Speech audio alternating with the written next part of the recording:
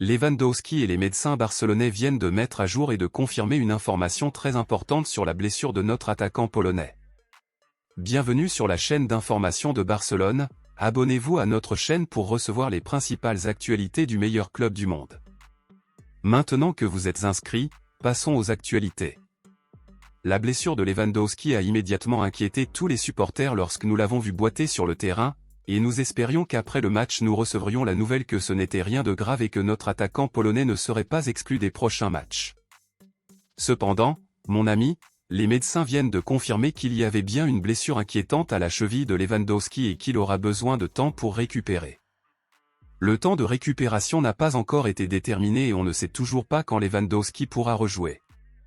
Lewandowski a donné une interview et a déclaré qu'il pensait que ce n'était rien de grave, c'est pourquoi il a continué sur le terrain quelques minutes après avoir ressenti le premier malaise. Lewandowski a également ajouté que lorsqu'il était sur le bateau de réserve, il espérait que ce serait quelque chose de simple et que cela ne le ferait pas quitter le terrain pendant un moment. Cependant, selon Lewandowski et les médecins, malheureusement, la blessure est pire que nous ne l'avions imaginé et désormais le joueur de Barcelone n'aura que Joao Félix, Lamine Yamal et Ferran Torres comme seuls attaquants pour les prochains matchs pour une durée indéterminée.